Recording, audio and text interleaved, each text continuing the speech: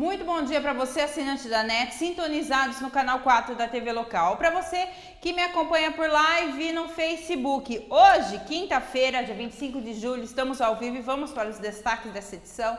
Nessa edição do Jornal da Gente, nós falaremos tudo o que é destaque. Polícia Civil, Polícia Militar e Corpo de Bombeiros, essas últimas 24 horas.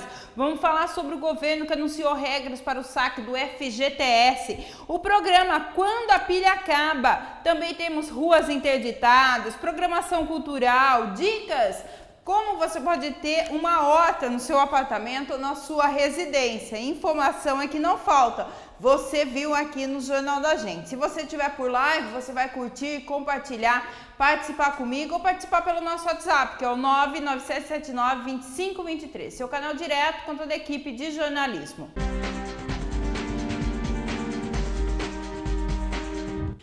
Sabor inagualável do churrasco você encontra na Grill Sul Churrascaria. Estrutura fantástica e atendimento profissional e personalizado.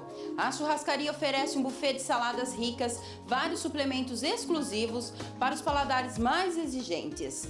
O ponto forte da Grill Sul encontra-se na seleção de carnes, sempre de primeira qualidade, na excelente técnica de churrasco brasileiro e ambiente familiar. A Grill Sul Churrascaria fica na Avenida Inácio Cury 5650, na marginal direita da rodovia Jaú-Bauru. Telefone 3624-1616. Venha saborear as delícias da Grill Sul Churrascaria Jaú. Esperamos por vocês! Campos Prado Projetos e Construções oferece para você os melhores projetos e construções em toda a Jaú e região.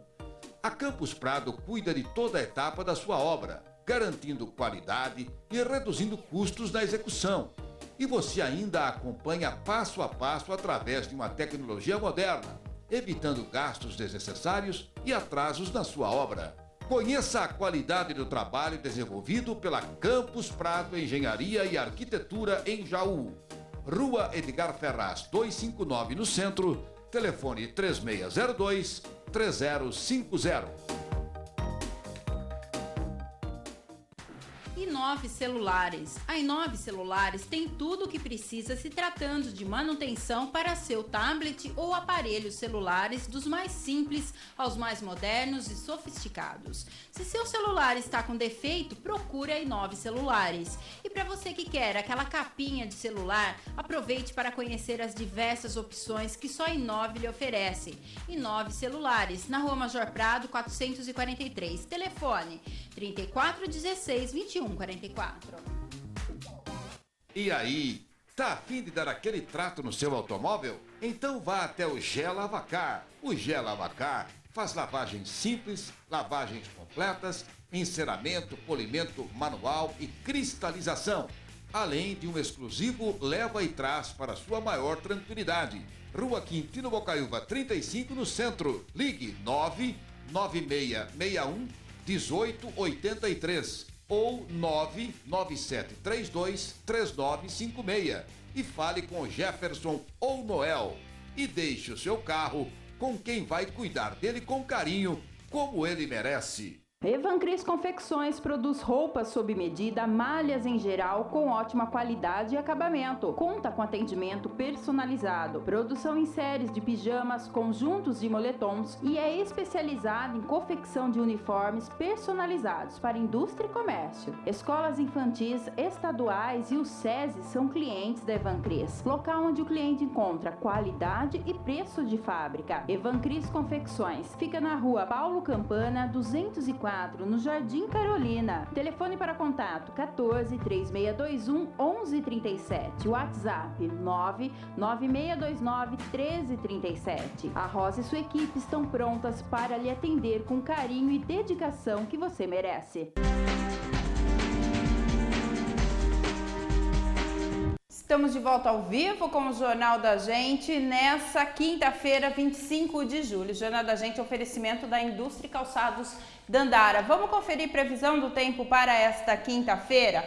Máxima 28 graus, mínima 16 graus. Pode haver uma variação, sol com algumas nuvens, mas não chove. Essa é a previsão para o nosso município nesta quinta-feira. E o governo anunciou uma regra para saque do FGTS. A iniciativa foi autorizada por medida provisória assinada pelo presidente Jair Bolsonaro. De acordo com as novas regras, o trabalhador vai poder sacar até R$ 500 de contas ativas e inativas do FGTS até março do ano que vem. Se a pessoa for correntista da Caixa Econômica Federal, já recebe automaticamente o dinheiro em conta. Se não quiser tirar os recursos, basta informar ao banco. Os demais terão que seguir o cronograma que será divulgado pela Caixa. 81% das contas do FGTS tem menos de R$ 500. Em resumo, 81% da população das contas do FGTS estão completamente satisfeitas com a regra que nós escolhemos. O novo saque do FGTS também será permitido a partir de 2020, uma vez por ano, no mês do aniversário do trabalhador. Esse saque aniversário vai depender do saldo em conta, mas atenção, quem optar por esta modalidade vai ter de abrir mão do saque por rescisão de contrato de trabalho. Poderá sacar, no entanto, para comprar a casa própria ou em caso de doença, por exemplo. Isso que nós estamos fazendo é para sempre. É um salário extra para o resto da vida. Se você estiver empregado, trabalhando, menos rotatividade, maior produtividade, você vai sacar sempre esse salário. Agora, 100% do lucro do fundo serão distribuídos para os trabalhadores todos os anos, já a partir de agosto deste ano. Antes, eram 50%. Além de impulsionar a economia do país, o presidente Jair Bolsonaro destacou que a medida não onera os empregadores e não retira nenhum direito dos trabalhadores. Estamos garantindo mais liberdade para o trabalhador decidir o que fazer com o seu dinheiro. Por uma decisão de governo, anunciamos uma medida que melhora a vida do trabalhador e eleva a produtividade no emprego ao reduzir a elevada rotatividade no mercado de trabalho. Criado com o objetivo de proteger o trabalhador demitido sem justa causa, o FGTS é um recurso garantido em lei. Hoje, são 260 milhões de contas ativas e inativas do fundo, com mais de 400 bilhões de reais. Cerca de 96 milhões de trabalhadores podem realizar o saque imediato desses recursos. Eu já vou sacar o dinheiro para comprar minha passagem para viajar. Vai vir numa hora boa que eu tô com muita dívida, tô tentando me resolver financeiramente, vai ser um presente. Dinheiro bom, dinheiro... Olha, e também foram anunciadas novidades para o saque do fundo PIS/PASEP. Vamos assistir na reportagem. Os trabalhadores também vão ter mais uma oportunidade para sacar os recursos do fundo PIS/PASEP. Tem cotas do fundo PIS/PASEP quem trabalhou com carteira assinada na iniciativa privada ou foi servidor público civil ou militar entre os anos de 1971 e 1988. Agora não haverá mais prazo para retirar o dinheiro do fundo PIS/PASEP e o saque para herdeiros será facilitado. O dependente vai poder sacar, apresentando a certidão de dependente do INSS. No caso de vários sucessores, é preciso apresentar uma declaração que existe consenso entre eles e que não existem outros herdeiros conhecidos. Além disso, é preciso apresentar também a certidão de óbito. Se ele não tiver nenhum dependente nesses três regimes, passa para os sucessores. Então, pode ser filho, pode ser neto, pode ser qualquer descendente em linha reta. São sucessores na legislação civil. Por isso é importante que as pessoas chequem. Às vezes pode ser um avô que tenha trabalhado, tanto faz se era iniciativa privada ou se era servidor. A grande diferença que nós estamos fazendo é nós estamos dispensando o inventário e a partilha. Então, tem casos em que a despesa de contratar advogado ou tirar certidões era maior do que o saldo do PIS/PASEP. Para sacar, basta que todos os dependentes concordem com o saque, autorizem o saque e digam que não há outros dependentes. Desburocratiza bastante quando uma pessoa falece, os herdeiros podem retirar sem burocracia, apenas com a palavra, com a assinatura, um documento. Está facilitando muita coisa. Segundo o Ministério da Economia, os saques do PIS/PASEP para este ano podem resultar numa liberação de cerca de 2 bilhões de reais. Para consultar o saldo, o cotista ou herdeiro deve acessar os sites da Caixa Econômica para o PIS ou do Banco do Brasil para o PASEP. Com o número do CPF, já é possível ver se há dinheiro a ser liberado. Gente, então são novas regras para ter o direito a resgatar o FGTS. Biometria alcança quase 70% dos eleitores. Quase 102 milhões de eleitores já fizeram recadastramento biométrico. Aproximadamente 70% dos mais de 146 milhões de aptos a votar em todo o país.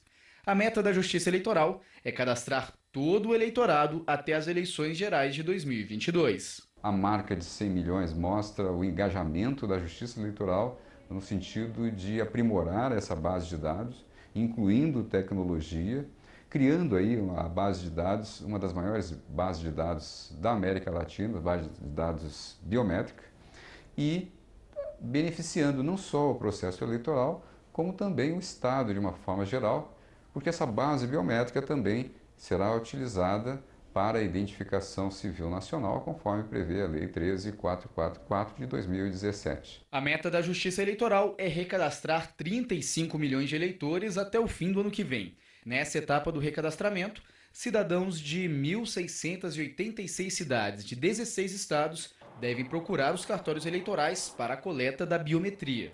E o ideal é fazer isso quanto antes. O ideal é que o eleitor se antecipe, justamente para não enfrentar filas e ter o quanto antes o benefício do seu registro biométrico. Não só na questão da garantia de que será único e preservada a sua identidade no âmbito da sessão eleitoral, como também tem outros benefícios, como a retirada do título de eleitor, que é um documento que já viria com a foto, com as informações do batimento biométrico nessa base, entre outros serviços que serão agregados por meio do cadastramento biométrico e que estarão focalizados no próprio título de eleitor eletrônico. O recadastramento permite a identificação do eleitor por dados biométricos, como impressão digital e reconhecimento facial. A tecnologia impede fraudes e traz ainda mais segurança ao processo eleitoral. Ali serão registrados dados biométricos, biológicos, que serão inseridos dentro de bases de dados com mecanismos de tecnologia e vai se garantir que aquele cidadão é único.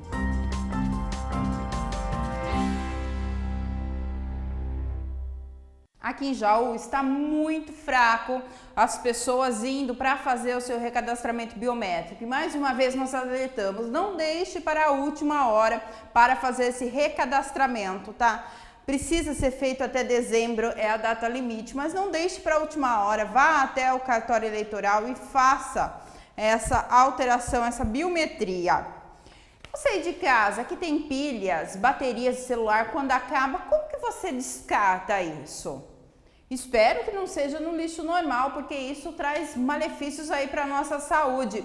Alguns supermercados da cidade têm aquele papapilha, né, que chama, para você descartar ali, que vá para um local adequado. Agora o município está com um programa Quando Acaba a Pilha, muito bacana em alguns pontos da cidade, você verá agora. O que fazer quando pilhas e baterias acabam? Não adianta simplesmente descartá-las sem critério. Basta uma pilha para contaminar o solo por até 50 anos. E o estrago se estende para a água e o ar, porque contém metais pesados, altamente tóxicos e perigosos como chumbo e mercúrio. Nos resta buscar um local que receba pilhas e baterias descartáveis ou recarregáveis e as leve para o melhor destino com o menor impacto ambiental possível. Com o objetivo de realizar uma educação ambiental e conscientização dos jauenses, a Secretaria do Meio Ambiente da Prefeitura Municipal de Jaú aderiu ao programa regional Quando Acaba a Pilha, conforme explica o responsável pelo Horto Florestal. O programa Quando Acaba a Pilha é um programa regional que envolve 8 municípios. Jaú ele fez um termo de adesão aderindo a esse programa, onde tem um município central, que é o município de Lençóis Paulista, onde todos esses municípios arrecadam essas pilhas e levam para Lençóis Paulista, onde destina isso para uma empresa que vai fazer o descarte correto, a reciclagem do material. O município aderiu a esse programa regional porque também faz parte de uma das ações do programa Município Verde e Azul. Nós precisamos fazer algo nesse sentido, pensando na sustentabilidade, é uma das diretivas do programa Município Verde e Azul, e aí a região oferece esse programa, então ele acaba casando com o programa Município Verde e Azul e por isso a gente aderiu a ele também. Até porque o descarte da pilha em lixo normal não é o correto, né? E muita gente tem dúvida. Quais são os pontos para fazer esse descarte? Justamente, as pilhas são materiais que podem contaminar a água, contaminar o solo, por consequência afetar a saúde humana de animais, enfim, prejudicar o meio ambiente.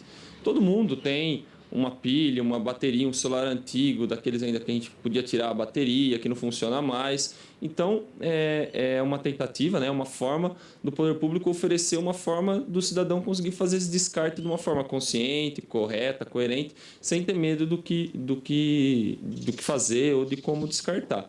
Então, a ação vai justamente de frente para essa necessidade de que as pessoas muitas vezes têm esse material e nem acabam descartando porque têm medo de como descartar. Vocês pretendem ampliar os locais para descarte? Os locais, né, hoje são 5 pontos, né, que é a sede da Secretaria do Meio Ambiente, a sede do Horto Municipal, o atendimento ao cidadão, que é na Prefeitura Municipal, a rodoviária e o Poupatempo, além do Museu Municipal. Esses lugares foram pensados pela questão de concentração de público para facilitar esse descarte correto. Posteriormente, nós vamos implementar também em todas as escolas municipais. Serão então mais 23 pontos, onde também a gente vai fazer a campanha com as crianças da rede municipal para estar podendo fazer esse descarte e levar para as famílias, para as casas, a importância de cuidar do meio ambiente também dessa forma. E qual é a expectativa? Bom, a gente espera que com essa ação a gente possa sensibilizar a população nesse sentido e poder arrecadar o máximo possível, né? Até por isso esses pontos estratégicos foram escolhidos, né? Para que a gente possa ter uma concentração maior. Além desses pontos, né? Como a gente já falou que vai fazer as atividades nas escolas, a partir do momento que a gente implementar nas escolas, a gente vai fazer o dia D, que é o dia de coleta geral, onde todo município, naquela data, se concentra para recolher essas pilhas. Aí, então, a gente acredita que vai ter um volume maior de pilhas e baterias recolhidos.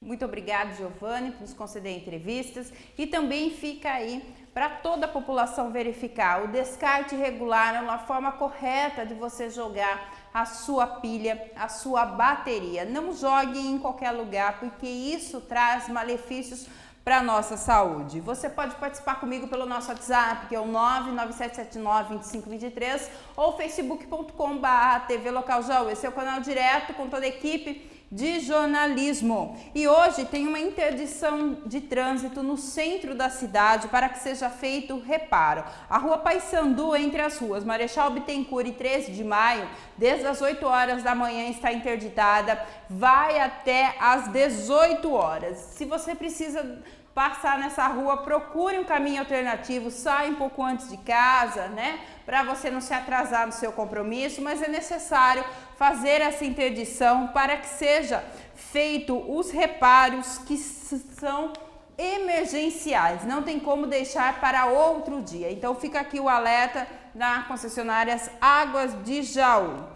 E nós já falamos tanto, né, de hortas aqui no Jornal da Gente, sobre agrotóxicos, e nós ficamos de passar uma matéria falando de hortas. Como você pode ter a sua horta de uma forma criativa na sua casa ou dentro do seu apartamento? Na casa de Maria foi a criatividade que ajudou na hora de fazer uma horta. O espaço é pequeno, né? E eu gosto muito de mexer nas plantas, de ter uma plantação em casa, apanhar uma cebolinha, não tem coisa melhor que você ter uma couve na hora, uma alface, né? Mas eu não tinha espaço. E tinha problema de calha, água que caía, não ia compensar. E eu usei os pneus. Mesmo com a falta de espaço, em 3 meses ela conseguiu plantar muita coisa. Porque eu tenho um pouquinho de tudo.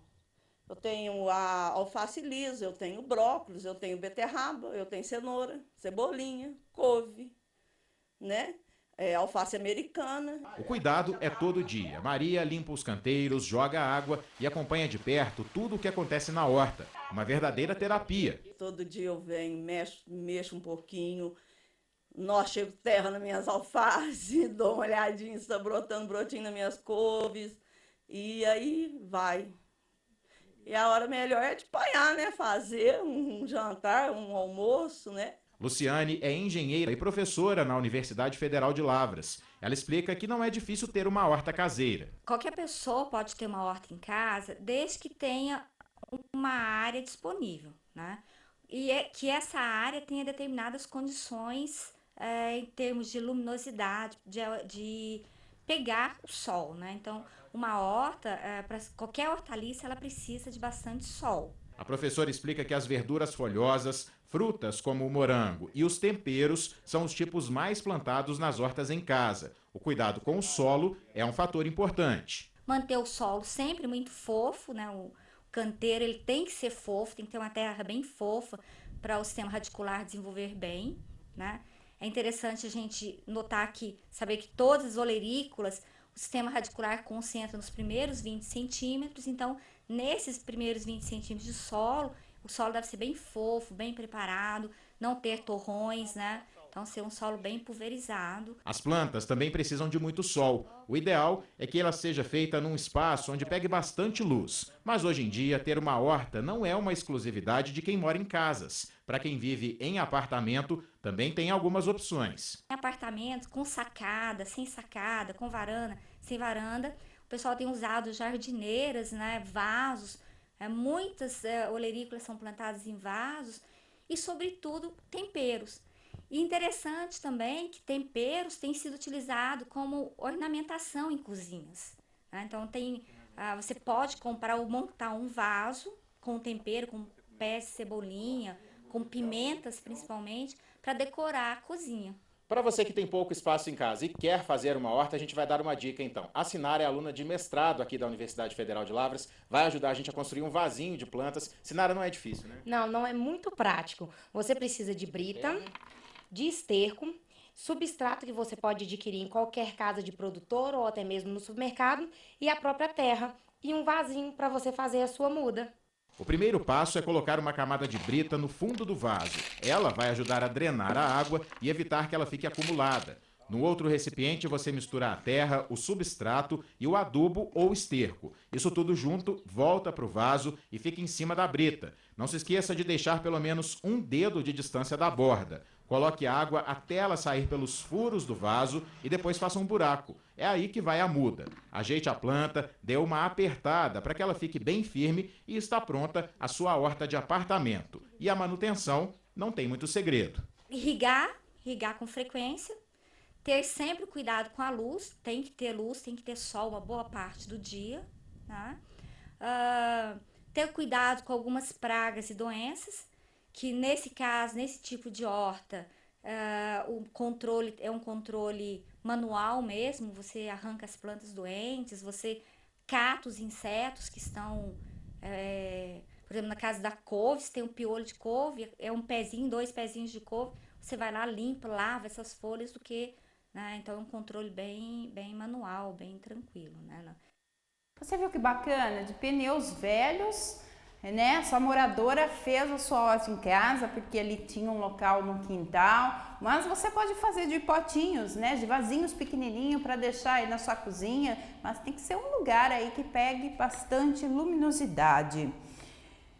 Eu quero mandar um forte abraço ao André Confeiteiro, Fernando Savioli lá de Bauru, a Cecília Capro, Marco César Barros, Daniel da Unicar, também ao Lu Amadeus, João Sérgio Pellegrini, Rosângela Brancaleão, a Cleide Galazine Vieiro, Clésio Paleari Júnior, o Márcio Almeida, o PX, também a Deise Faria. A todos vocês que me acompanham, um forte abraço, muito obrigada pelo carinho da audiência.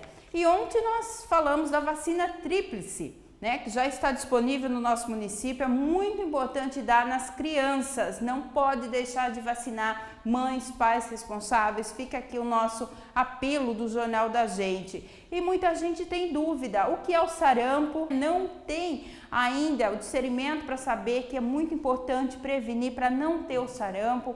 E como nós podemos prevenir? Vamos ver essa matéria.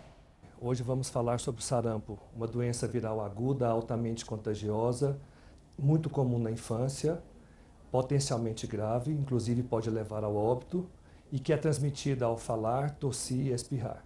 A doença já havia sido declarada eliminada no país pela Organização Mundial da Saúde, e com isso as pessoas podem ter deixado de se vacinar, como também deixaram de vacinar os seus filhos, E hoje o Brasil vem enfrentando um novo surto de sarampo em vários estados que pode levar, inclusive, a comprometer o certificado de eliminação da doença.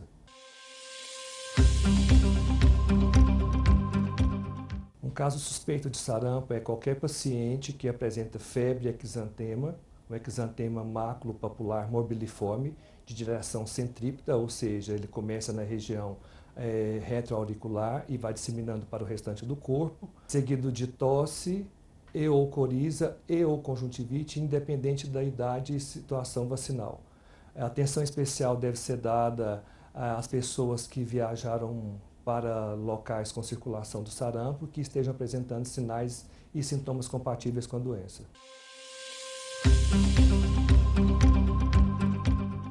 O período de transmissibilidade do sarampo é desde 6 dias antes do aparecimento do exantema até 4 dias após o surgimento do exantema. Então, vale ressaltar que mesmo 6 dias antes do início do exantema, a pessoa já pode estar transmitindo o vírus a outras pessoas. E o período de incubação do sarampo é de 7 a 21 dias, ou seja, um período de incubação relativamente longo, né, porque demora até 21 dias para a pessoa poder apresentar os sinais e sintomas da doença.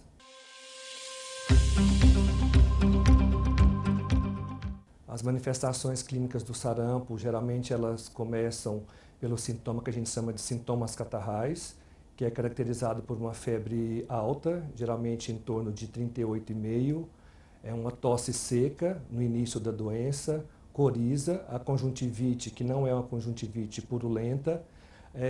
Posteriormente aparecem as manchas de Koplik, que são pontos branco-amarelados na parte interna da bochecha. E por último, o exantema céfalo-caudal, né, maculopapular morbiliforme, que começa na região retroauricular e vai descendo para o restante do corpo.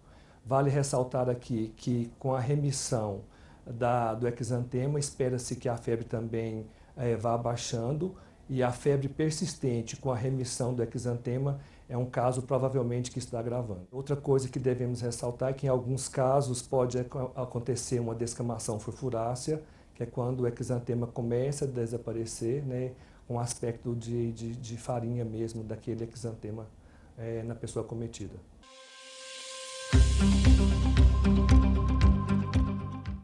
O diagnóstico diferencial do sarampo, ele depende muito do preenchimento da clínica na ficha de notificação e investigação. Então vai depender muito do que está escrito ali para direcionar o profissional de saúde.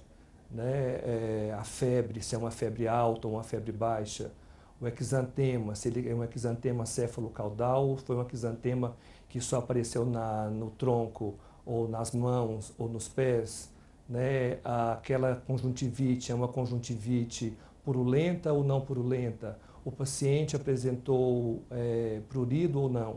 Então vai depender muito da anamnese e do preenchimento da ficha para direcionar o profissional quanto ao diagnóstico diferencial de outras doenças que podem cursar com exantema. Todo caso suspeito de sarampo deve ser notificado imediatamente, em até 24 horas, lembrando que o sarampo é uma doença de notificação compulsória, ou seja, todo profissional de saúde tem obrigação de notificar qualquer caso suspeito ou confirmado. Esse caso notificado tem que ser investigado pela vigilância em até 48 horas. Recomenda-se que nessa visita a esse caso já se faça as coletas para sorologia e material para identificação viral e o bloqueio vacinal, que deve ser desencadeado em até 72 horas no máximo. A vacina é a forma de prevenção contra a doença, né, contra o sarampo. Hoje, no calendário nacional de imunização, está preconizado uma dose com a vacina tríplice viral aos 12 meses de idade e uma segunda dose com tetraviral aos 15 meses de idade. Recomenda-se que todas as pessoas até 29 anos tenham 2 doses com componente sarampo, assim também os profissionais de saúde também devem ter 2 doses.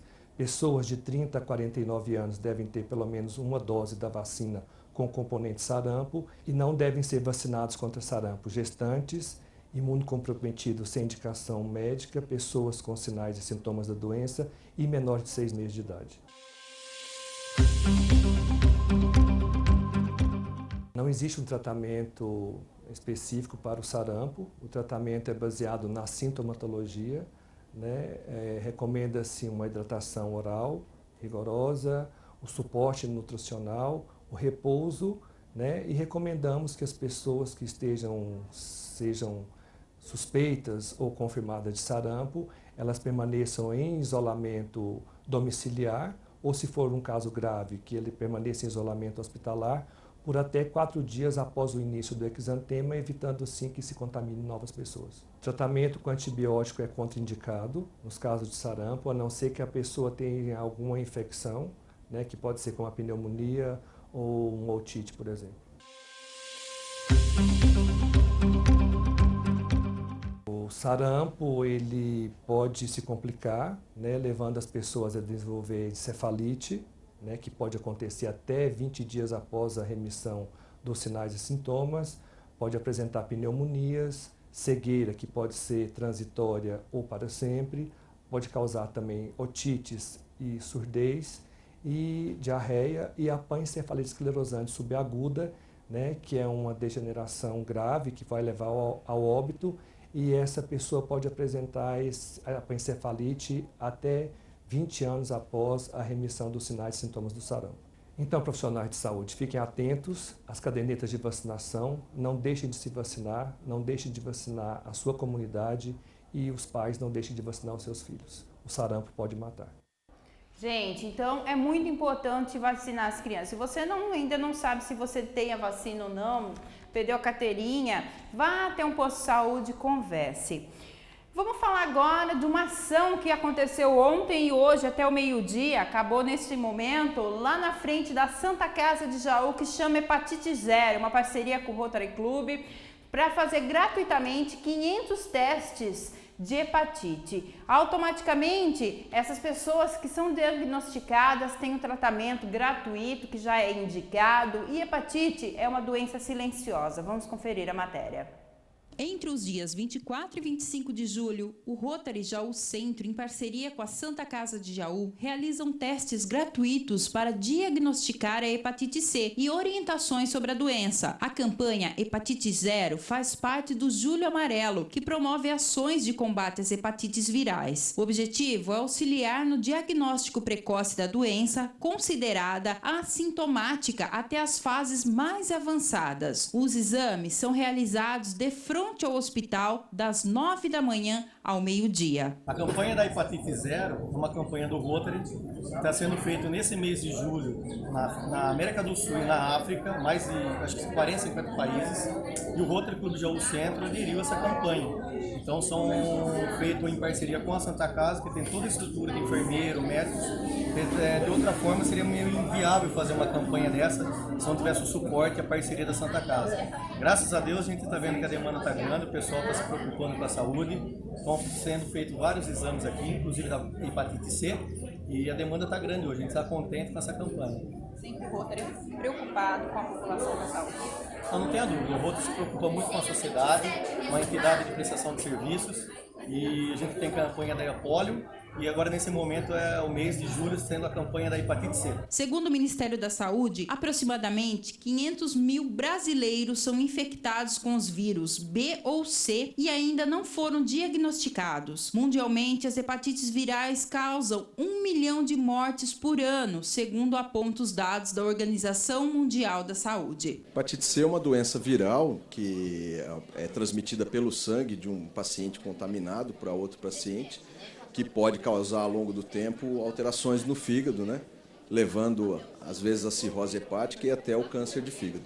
É uma doença silenciosa. Sim, é uma doença silenciosa, totalmente assintomática, na grande maioria dos casos, e o paciente só vai descobrir que tem hepatite C ou se ele faz um exame específico da hepatite, ou se ele já tem alguma evolução mais grave da doença, como cirrose ou até hepatocarcinoma. E quais são os cuidados que a pessoa deve ter para não ter a hepatite C?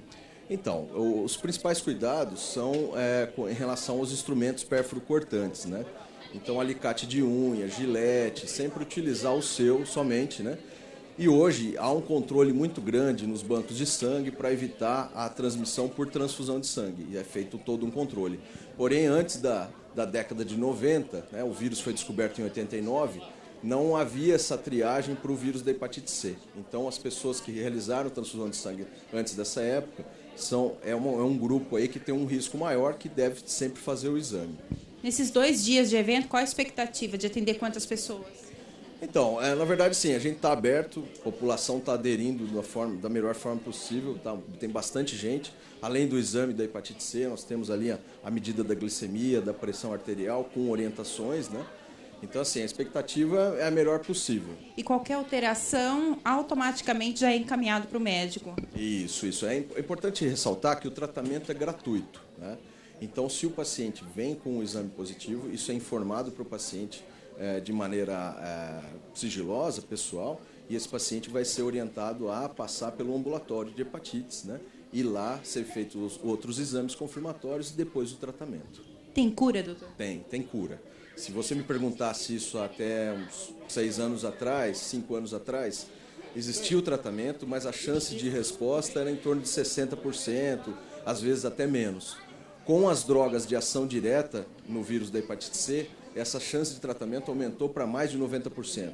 Então, assim, tem cura e o paciente, o quanto antes descobrir, quanto menos avançada está a doença, maior a chance de resposta e maior a chance de cura do paciente. Muito bacana, muito obrigado, doutor Daniel, sempre muito objetivo, claro, né? Informando a todos, parabéns Rotary Jaú Norte também, por ter disponibilizado essas 500 etiquetas para fazer esses exames.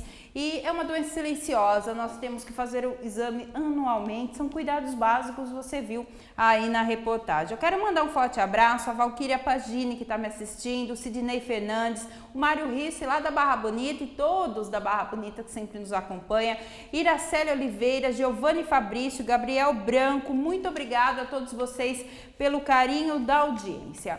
Vocês sabiam que os estacionamentos em calçadas de estabelecimentos comerciais não podem proibir outras pessoas de estacionar?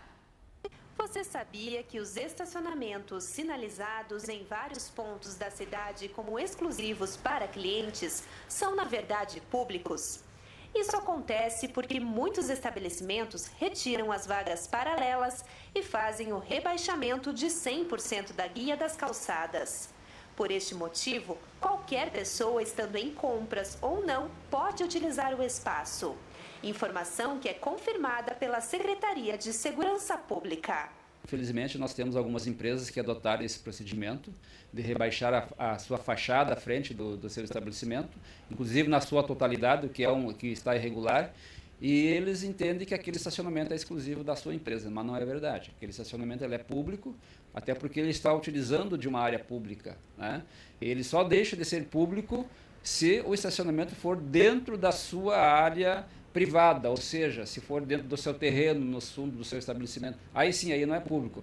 Mas no momento que ele rebaixa a calçada, que fica proibido alguém estacionar paralelamente àquela fachada, ele está tornando então um estacionamento público na frente do seu estabelecimento.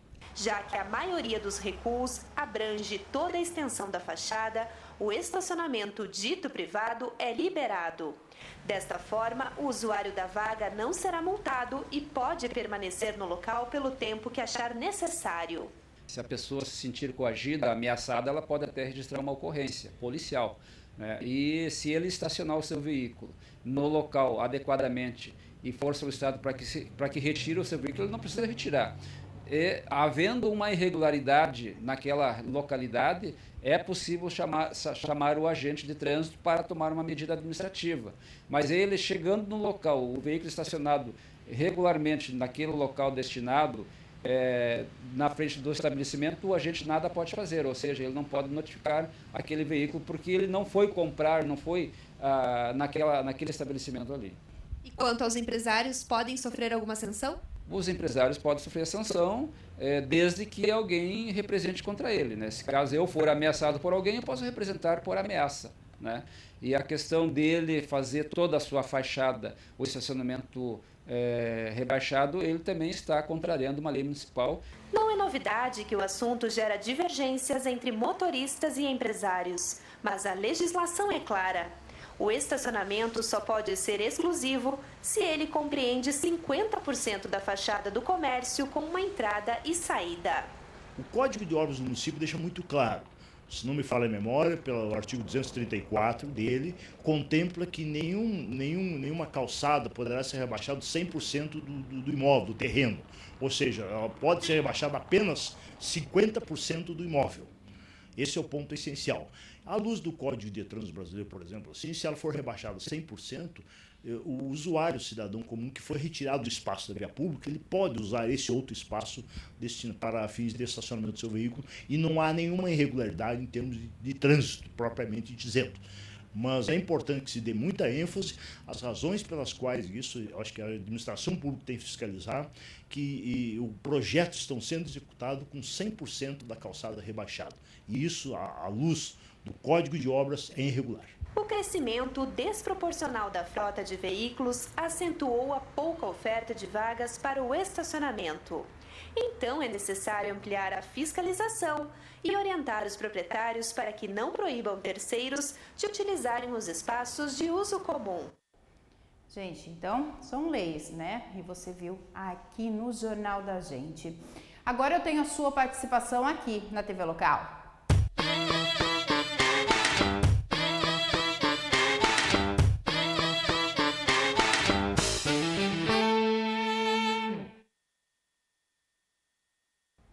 Você pode participar conosco pelo nosso WhatsApp, 99779-2523, seu canal direto com toda a equipe de jornalismo. E nós recebemos uma imagem de um esgoto, né, ao céu aberto, entre o João Balan 1 e também o Jardim Pedrometo. Muito obrigado, Ed Carlos, por ter nos enviado essas imagens, tá? Nós vamos cobrar a concessionária Águas de Jaú.